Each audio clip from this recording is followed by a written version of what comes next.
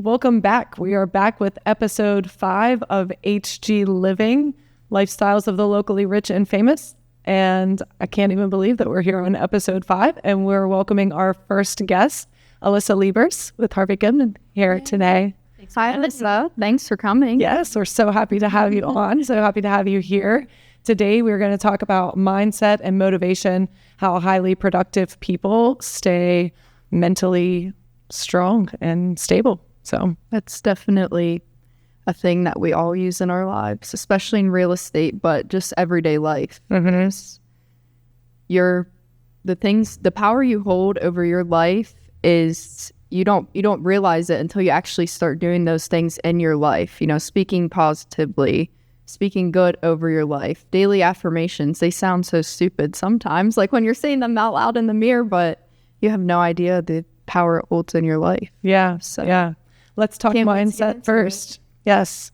So do you guys believe that your mindset affects your output? Oh, absolutely. 100%. Yeah. Especially I'm with you. In everything. Well, in business and when you wake up, if you have a good mindset, then your day set your day. Yeah, your mindset. Just your day. Yeah. Yeah. One of my personal mottos is believe it to achieve it. So many people say fake it till you make it. And that never sat right with me.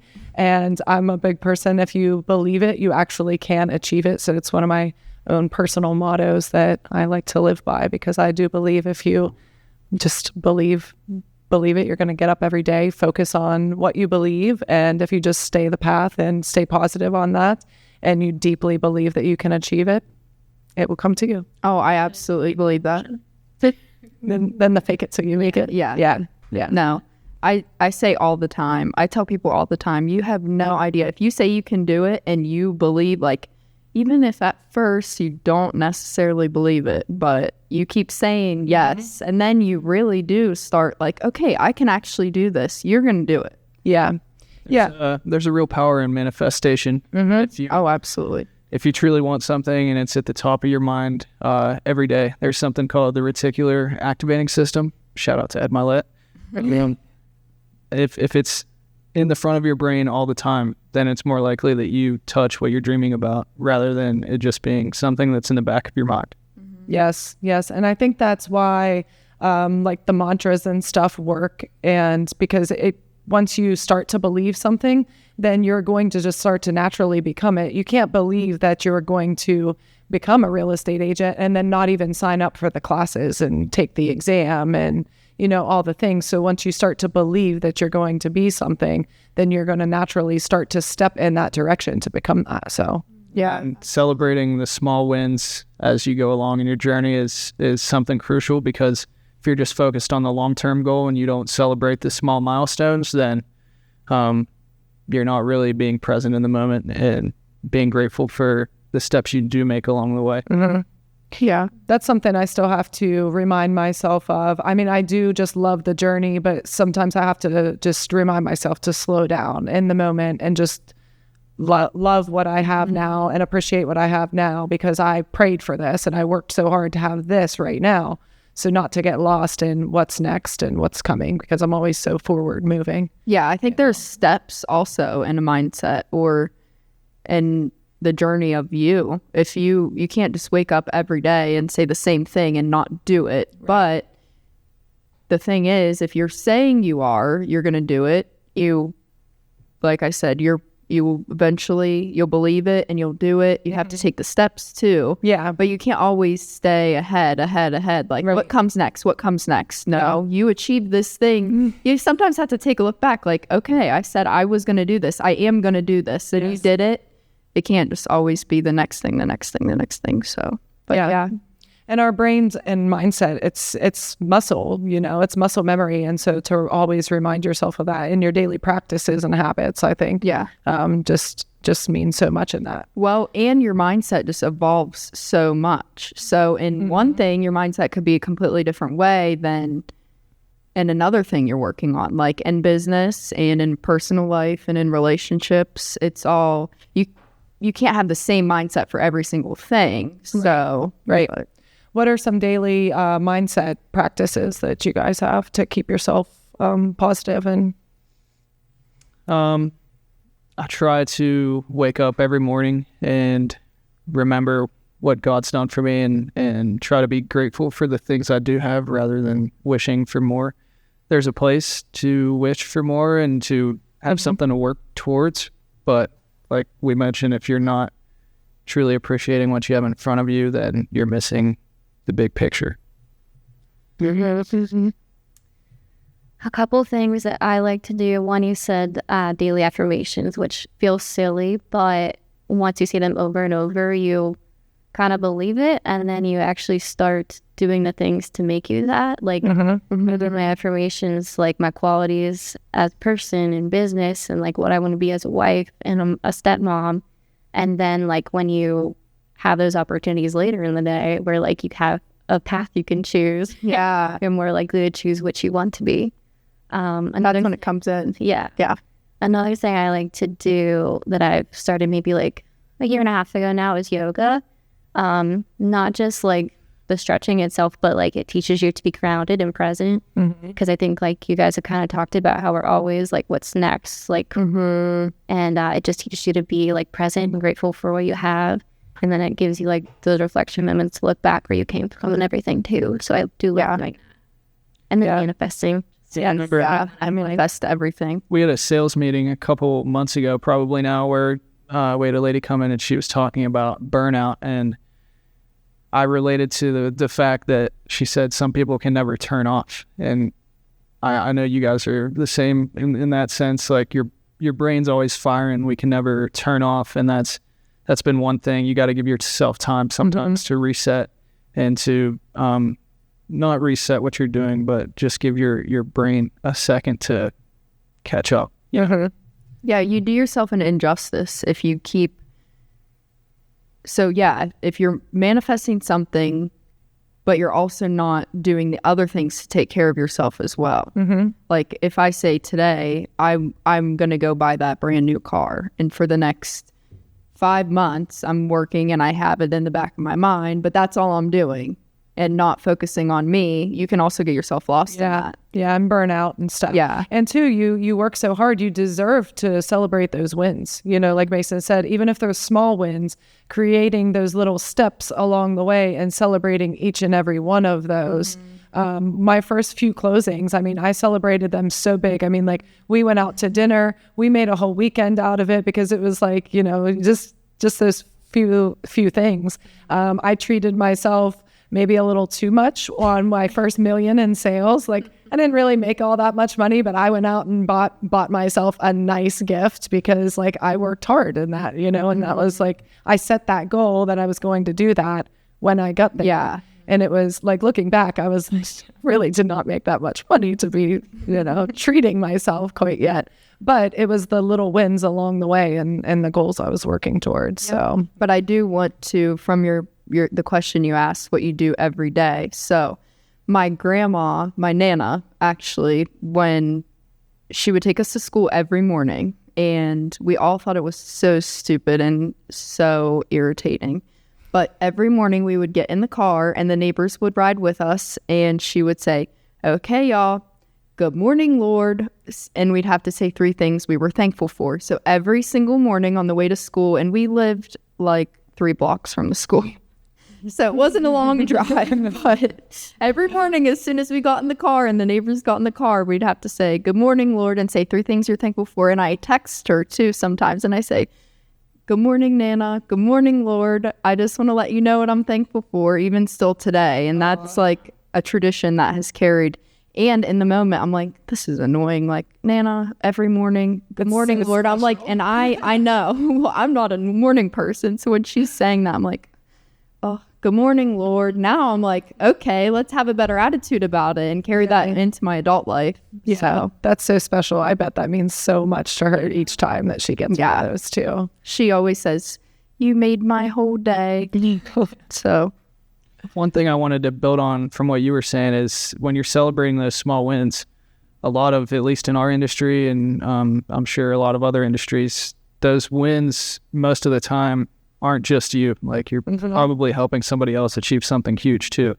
So there's a lot there to celebrate, and you should celebrate it when it happens. Yeah. Celebrating each closing it means so much to people. One of my biggest daily practices that I started in real estate, and I really got even deeper into when Sean joined me in real estate, was my morning practice, because my mornings got kind of awry with young kids and stuff. I have to get them ready for school and whatnot. So when Sean left the coal mine and he started taking them to school, I have slower mornings now, and I lay in bed and meditate, and I get up and stretch and stuff, but I spend like about a half hour focusing on just what I'm thankful for, and pausing in the morning before I get into my work or thinking anything about my day. I just spend time as to what I'm thankful for the most, and appreciating the moment and what I'm here in now. So you mentioned you do yoga, Alyssa. Do you have like a special time that you practice yoga? I'm interested in that. So I'm not like an independent yoga person. I have to go to a class. Yeah. So yeah, I go up the street in St. Clairsville. To restore. Yes. I've been wanting to try them out. I want to try their Pilates reformers, but I need to like get a stretch in first. I went to go to hot yoga over at Flying Spoon. They have it at Restore. Do they? Yeah. Well, I've been wanting to go, but their morning classes are at 6 a.m. Like, I don't wake up at 6. I have to be there at 6. I'm meditating at 6. Yoga mats, and I'm like, I don't know if that's for me. Wake up. We have some good times, like 9:15. That's more like morning classes, and then on the weekends they do hot yoga at like 10. Yeah, and then they have 6 a.m. for the early. Yeah, well, I think 7 would be great. 6 a.m. is just a little too early. Yeah, to have to be there. Like, I could wake up at 6 and be on the way and go, and then come to work after. But to have to be there, 6 to be somewhere at 6 is a little early for me too. For the guys out there, there's something called the gym, and it's a great reset for your brain. Yes. Yeah. I can highly attest. Yes. There's a book called The Body Keeps the Score, though, about how your body stores like trauma and tension and such. And so that's why I've been wanting to incorporate yoga, because I think that would just be a good practice for, we deal with a lot of tension and stress in this industry, and just as highly productive people. So I like the yoga idea. Mm-hmm. I just noticed like such a better attitude and like my tolerance for tough things in life since I started doing yoga. Nice. Really, I needed to adopt that. I needed to adopt that in my life. That's the secret sauce. That's actually stays so cool, calm, and collected. I know. I always say that all the time. How is Alyssa so zen? That's honestly part of the reason I asked you to come on this episode, because you are always so calm, like all the time. Whether you feel it inside or not, that's what you project. And I appreciate that because it's nice to be around someone. You're like so level. You can tell. You can tell it's the energy you put off. Like, that's what I was just going to say. So when real estate deals go awry and stuff, how do you stay calm in those moments when your clients are freaking out? And yeah, there may be an initial freak out moment where I'm like, okay. But then I realize my clients are way more affected by this than I am. So I'm the professional, right? So I like contain myself.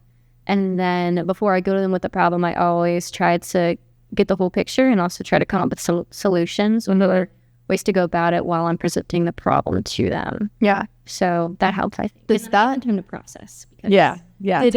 Time is. Well, you've been in real estate for how many years now? I got licensed in 21, and I'm going in. I think I just completed like my 3rd year full time. Okay. From the beginning to now, has your mindset on that, like dealing with? Yeah, I need to pick your brain about that, because I think. How were you at the beginning? It was life or death. Yeah. Yeah. Anything that happened was just huge, and I took it on like 100% as my problem in my life, and like I didn't really know how to navigate the problems yet. And I figured them out, but like I maybe heard the problem and immediately ran to the client instead of like getting the full picture, solutions and stuff. So I almost added a little bit of fuel to the fire instead of being the like helping with the solution. Yeah. But now I know that most of the time there is a solution. So, and sometimes you have to get creative, and sometimes it's just another day. But there's always a solution. Yeah. It always works out how it's supposed to. So I keep that in mind. And Yeah. To build on that, that's one thing I was going to mention. I'm a huge believer in, like, for example, I had a deal last year. I was working with Anna Smith to try to buy a duplex with my dad. And we had everything like the way it was supposed to go. And when we went to go get the rest of the financing, we needed like an extra 15 grand. It was nothing major. The property just, for some reason, it failed to be able to be financed. So we were all bummed out in the moment. Well, then 6 months later, I was with Sean out at a property one day. He's like, hey man, come check out this one I have listed down in Bel Air. And that ended up being the house I bought that me and my wife live in now. And I'm so happy that we bought that house and didn't get the duplex, because this is actually home in the duplex. That might have just been something that I either lived in for a year and sold or rented out, who knows, but I'm so much happier living in the house that took 6 months more to get, rather than getting that instant gratification from the first place. And I just had a deal fall apart. One of my buddies that I'm trying to help buy a house, I pretty much reiterated that story to him, that everything is going to be okay. Just because this one didn't work out, maybe it's a blessing in disguise. Not everything has to be like first come, first serve. There might be something better along the line, and I truly believe that. Yeah. I always remind my clients to not overextend themselves because they're so wrapped up in it now, because I've seen so many times where they end up happier in the long run because they waited. And sometimes things do just happen for, unknown reasons to us in those moments. But I've not that I'm aware of, had clients that were just absolutely unhappy from having to wait, or, those situations. The instant gratification, like Mason said, it's hard to not get caught up in instant gratification in a lot of things in life, not just real estate. But once you figure that part out and like, okay, know that things will be better, and just like trust and just trust and faith, and just to remain calm when I'm talking with our agents and they're struggling with things. And it's definitely a newer agent kind of a struggle. I tell all of our newer agents, like, it does get easier because it's so emotionally taxing at first, because you take on their emotions. And I always remind them, like, you're the professional. They're paying you to be the professional, to be calm and to find a solution in this. So take a step back and breathe, like detach yourself, because this isn't your house, this is theirs. So how can we figure this out for them? What are the solutions? What are their options? And we need to give them all of the options so that they can decide what they want to do moving forward and stuff. But it's emotionally taxing in the beginning. It does get easier with time. But in the beginning, it definitely is, especially because it's so hard. There's like a fine line of getting too involved and feeling almost like if something doesn't work out, you almost feel like responsible. Yeah.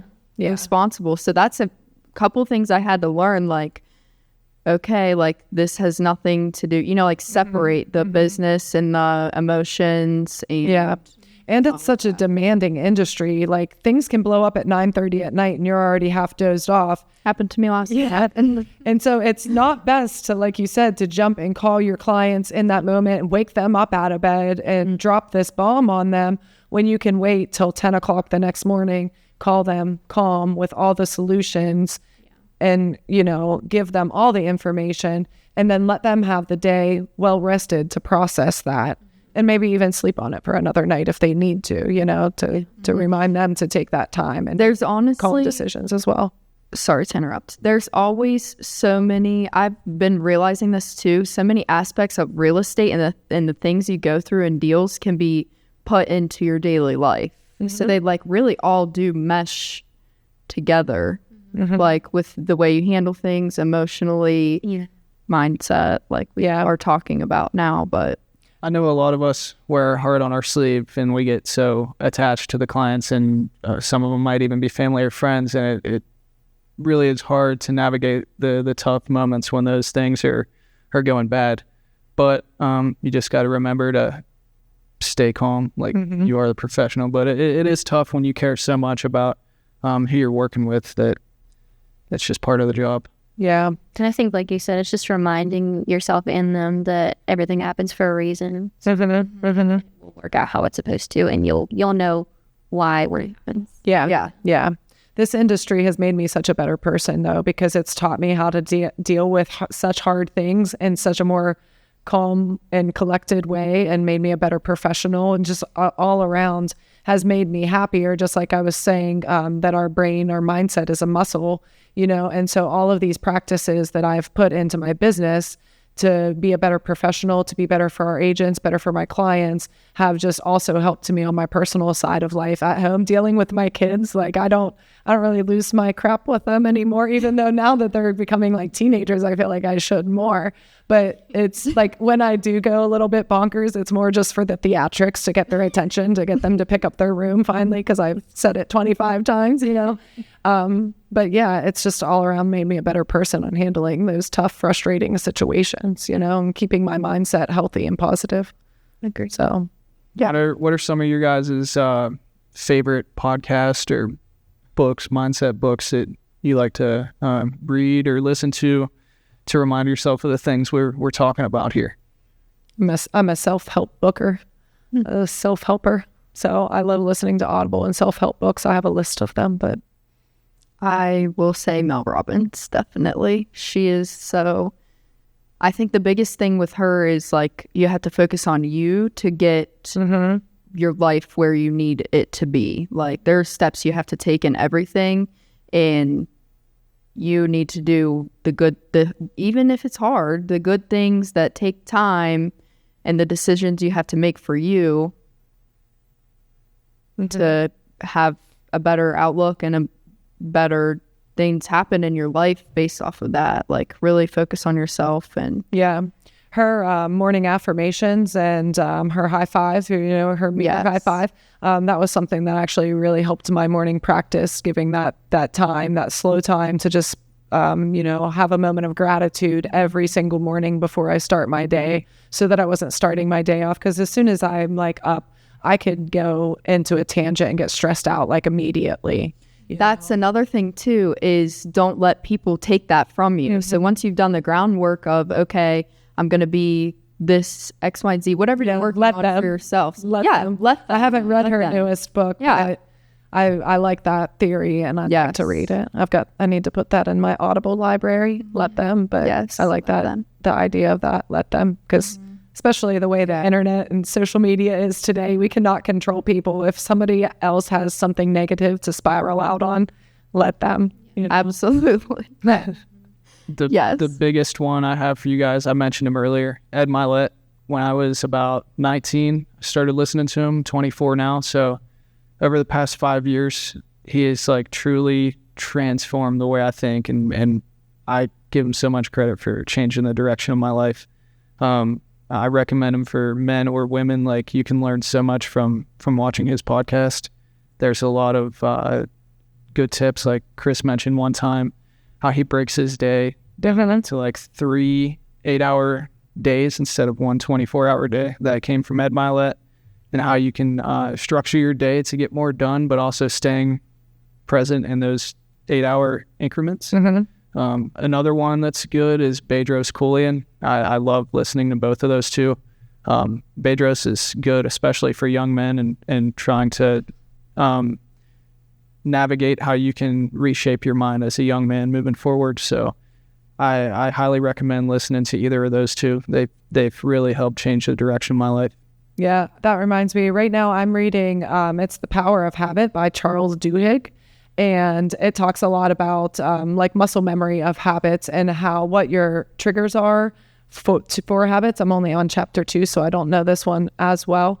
But it goes along with a lot of those practices and just your habits. And it's almost a habit to have some daily positivity practices and to keep yourself at that higher level, so. It also has a book called The Power of One More. You're talking about the power of habits. He talks about the power of one more. So like if you're in the gym and you're one more rep and you're aiming to do 4 sets of 10, he's like, why can't you on the 10th one say, okay, one more, and then one more.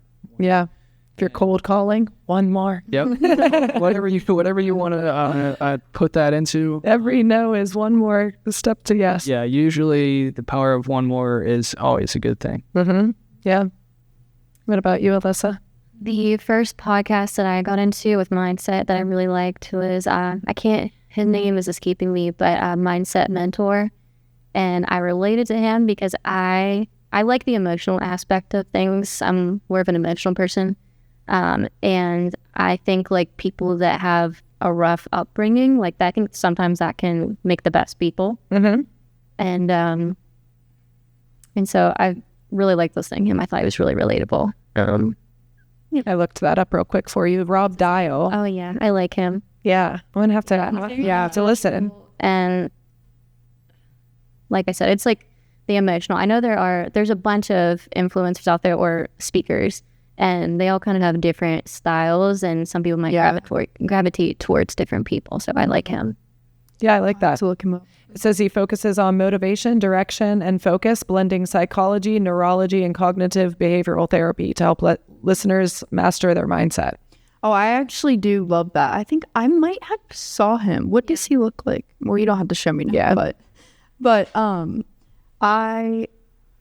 there's Chris. We'll be out in just 1 minute. He's on our next guest.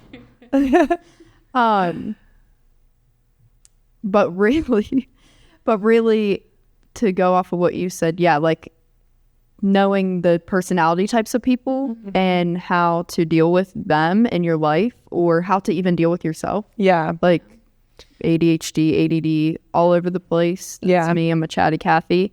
But how to deal with it, they know. That's why you got a podcast.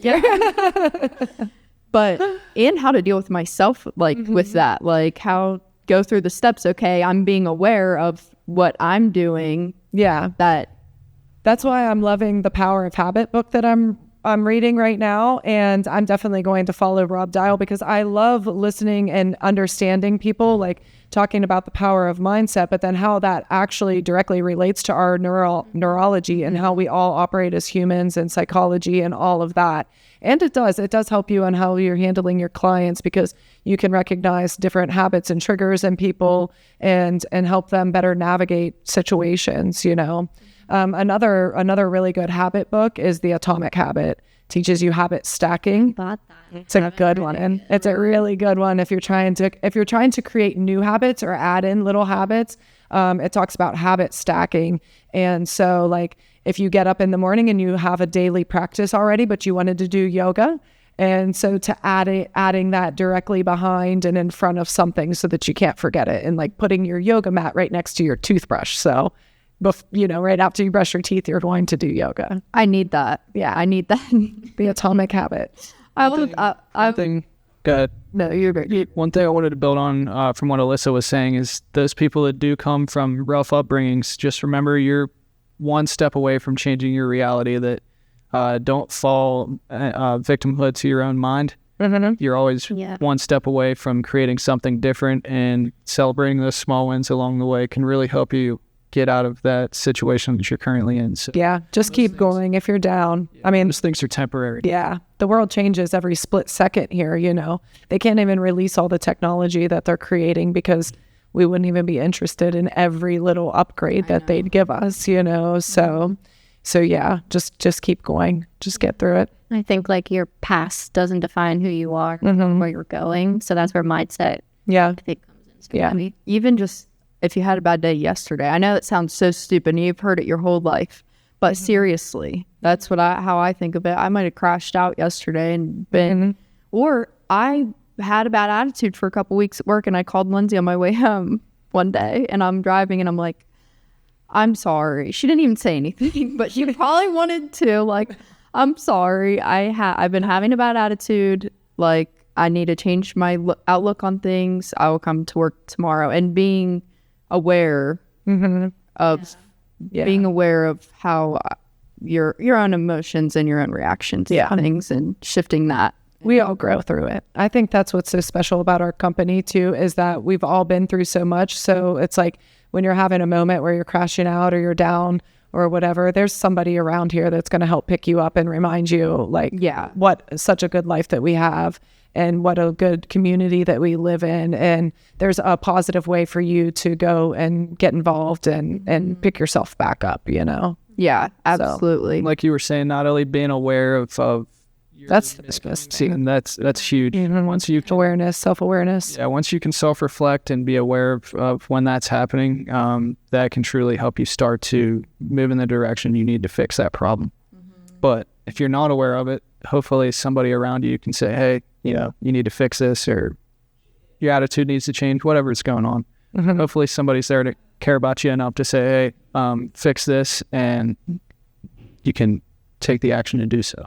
Yeah, constructive criticism. Yeah. Another little tool that I think is helpful with mindset, because we have so many daily tasks and routines and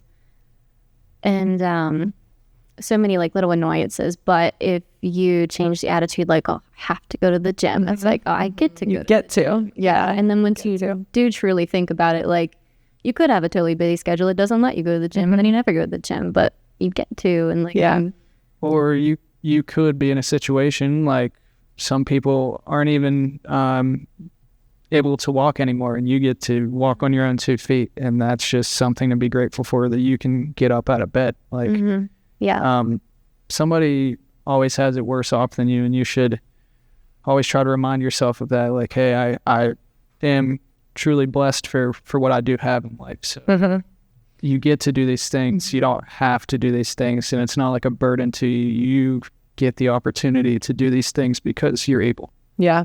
One of the things I remind myself of when I'm really down and just can't pull myself out, I looked this up because I didn't know if it was 1 in a million or 1 in a billion, but it's actually 1 in 400 trillion chance of even being born. So if you're just living on Earth, you really genuinely are a miracle. There was a 1 in 400 trillion chance of you even being That's born. insane. Yeah. 400 trillion. Gosh. But to go a little bit deeper, there was a guy, he's a friend of mine now, but I was complaining and just complaining about my day. He looked at me and he's like, what's wrong with you? Yeah, he started calling me RBF, like resting bitch face. I'm like, stop. And he was like, you need to turn that frown upside down right now. Tell me what's wrong. And I'm like, just life. I'm just like stressed out. I didn't know this at the time, but his wife had died 9 months before. And he's like, Natalie, you need to wake up tomorrow with a better attitude. And it humbled me bad. Like, I was like, ooh, that put things into perspective. He's like, there was a time where I didn't do anything. I wake up every day, and you know what I say? I just make my bed. He said, every day I say, okay, I got to make my bed. That's how he said that's how he started his life again, was just wake up, his bed. Making his bed. The power of habit. Yeah, he said, you should try that tomorrow. And I was like, okay. Yeah. I just sat there and I'm like, oh, geez. I know. Life is so short. It's so short. It goes by in the blink of an eye when we look back. And so, staying thankful, staying grateful, and staying in the moment instead of, in the past or future is so important. So what's a practice that we talked about all of this today. We talk about lifestyle and, living a rich lifestyle. What's a practice that you guys do that makes you feel rich in life but doesn't cost you anything? Just waking up, like I said earlier, and realizing what you do have, like living in a sense of gratitude and not a sense of want. What's the word I'm looking for?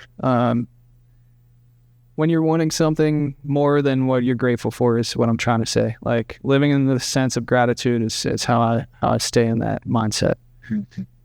Yeah, I would agree with Mason on that. Like, I wake up every day and I'll even text my boyfriend all the time, like, I can't believe this is my life. Like, Millie's waking me up, kissing my face, and my little golden retriever, she's so excited to see me, and I'm coming to work that I love, and that's just life. But it makes me feel rich in life because I'm happy, and I haven't achieved everything I want to yet, but living in the moment and saying right now, I'm so happy and I feel like I'm rich. And No, I can attest to that. I've worked a couple jobs where I could not wait to clock out and get the hell out of there. Like, I was so miserable, and so probably a rock bottom in my life, honestly. And getting to work in a job that I actually enjoy and having a lifestyle that I actually love to live now. You only get to do life once. So I recommend everybody to try to put yourself in a situation where you can truly do what you love to do. And it's not even about the money. If you're happy with work and you don't even feel like it's a job, then you're going to live a happy life. Yeah. Live a rich life like you're talking about. It doesn't mean monetarily, like you don't have to make the most money in the world. You don't have to be a millionaire. Of course, everybody has those lofty goals, and we all do. But living a rich life, doing what you want to do is probably the most important thing. Mm-hmm. And no, I like to just genuinely appreciate the landscaping around here. Just looking out like beyond the horizon over a hillside and watching the weather and stuff, watching the sky. I have those moments where I'm just like, oh, this is it. This is the dream, you know? So that's one thing. And my morning coffee and tea. I mean, I know even here at the office, we've made that like, it's this whole celebration sometimes, you know, like somebody's coming in with like 6 coffees from Giacinta's, we're all texting each other. So I know that your morning coffee or tea might cost you something, especially if you're buying out. But if you're making tea at home, it's like 20 cents a bag. And sometimes that can just be such like a soul soothing. Yeah. You know, what do you like to say, Lyndsay? Go touch some grass. Yeah. Yeah. But hey, getting out in nature, that is a big one. Sometimes I just go for a walk around the neighborhood, and that's very fulfilling, you know? It makes me feel rich. How about for yourselves? It's not like an actual practice or anything, and it's kind of like, it's not in yoga, but what yoga has kind of taught me to do, which is just being present in those really random moments, and kind of what you said, just like waking up next to Millie, but just like if things are chaotic or something and you might feel a little overstimulated, just like kind of turn your brain off and just be present and be like, this is pretty amazing. I was reading a mindset article. I wish I could remember who it was from and the exact words that they used, but they used words like fantasizing and savoring, like just a little moment, like if your tea is really good, like savoring that moment for maybe more than what it really is even, but just really savoring that moment and stuff. And that helps you, that helps that muscle, you know, to the positivity.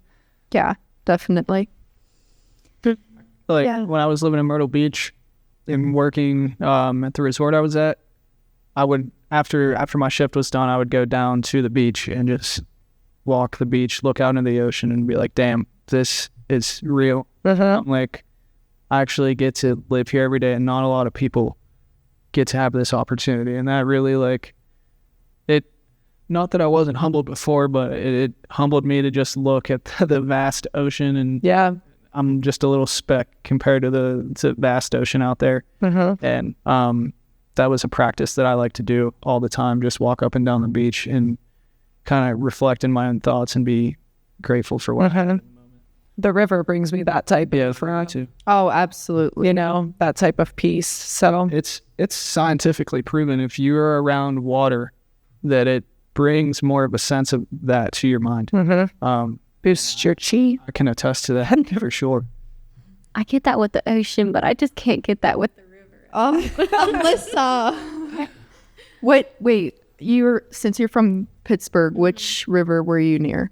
And there's the Monongahela, the Ohio. Yeah, it's 3 rivers. It's Allegheny, Monongahela, and which one did you ever hang out at the river at all? we went to the point, so it'd be like, Yeah. That's like big city though. That's not like Pike Island. Yeah, like if you're on the boat, you can only get there by boat. It's private beach right outside of Wheeling. Oh yeah, this private beach. We'll take a luxurious place. It is. We'll charter you up next summer. There was actually a moment in time, and my boyfriend Ian, he can attest to this. We were on the boat.